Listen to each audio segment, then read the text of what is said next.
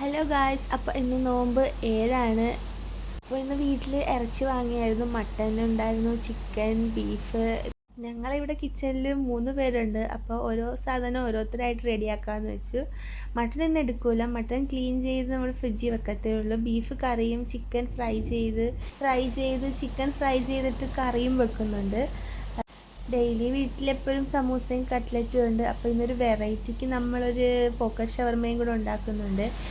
Oil use ചെയ്യാറില്ല, നമ്മൾ air ഫ്രയറിലാണ് പൊരിക്കുന്നത്. 200 ഡിഗ്രിയിൽ ഒരു 50 മിനിറ്റ്സ് വെച്ചാൽ തന്നെ അത് ഫ്രൈ ആവും.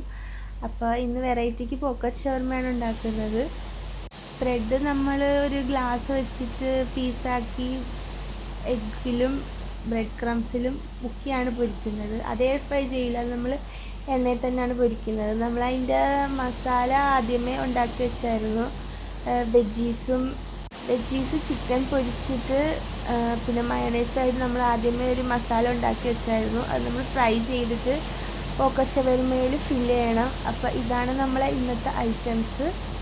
ഫ്രൂട്ട്സ്, പോക്കറ്റ് ഷവർമ, സമൂസ, കട്ട്ലറ്റ് എല്ലാം നമ്മൾ സമയപ്പം നിരത്തി വെച്ചു. പേരയ്ക്ക ജ്യൂസും ഉണ്ടായിരുന്നു. ഞങ്ങൾ നേരത്തെ തന്നെ എല്ലാം റെഡിയാക്കിയായിരുന്നു. കൊടുത്താൽ മതി.